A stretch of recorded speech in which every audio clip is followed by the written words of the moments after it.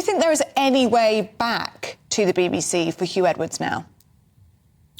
It's looking very difficult indeed. Both the media and the public seem to have really been cynical about what has occurred. And a newsreader especially, as you would well know, their brand depends on the value of integrity. And it looks like his integrity has been greatly compromised, whether fairly or not. Yeah, I mean, it's interesting, all the twists and turns in all of this. Certainly the idea that Victoria, Derbyshire and a team were investigating Huw Edwards, it would seem not for the benefit of releasing information to the DG, the Director General, but just to make a TV piece. Seems very odd, actually. Well, it's not the first time that the BBC have been caught with their pants down. And this is very, very questionable when you recognise that the BBC is a media company. You would have thought that they would be expert at managing the media narrative. And yet it's an absolute mess, and the BBC brand is yet again being compromised.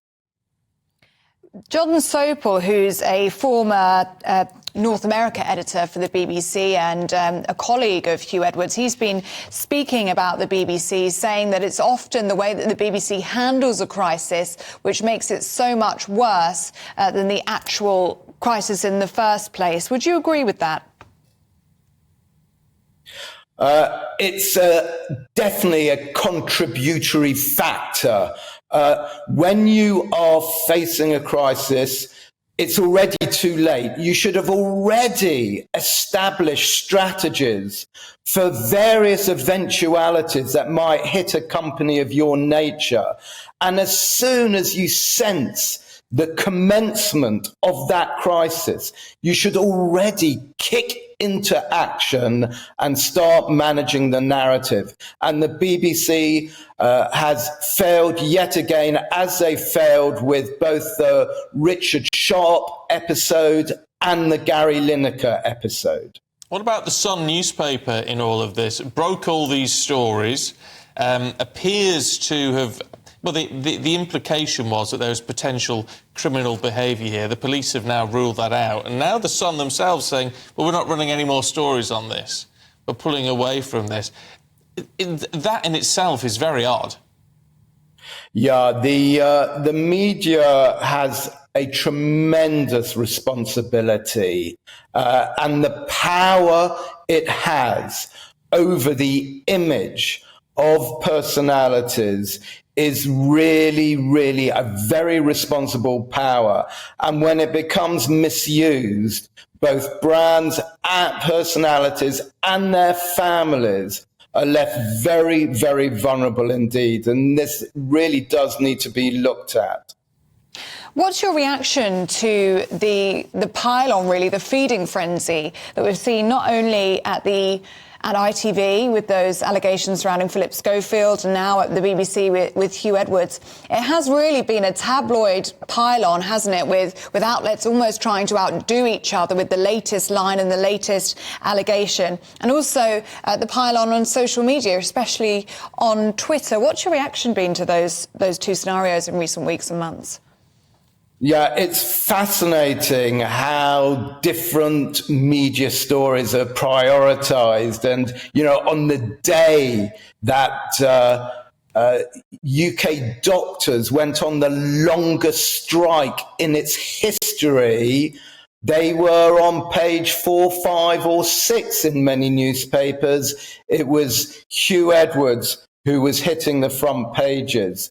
But the common denominator, whether it was Huw Edwards, Philip Schofield, is that human element, and it's about a face that we constantly see on the screen, we trust, we almost feel is a friend, and therefore it crosses and straddles from news to almost like we're talking about a friend, and the media know this. They know this really triggers us and chimes with us, and very much capitalise upon it.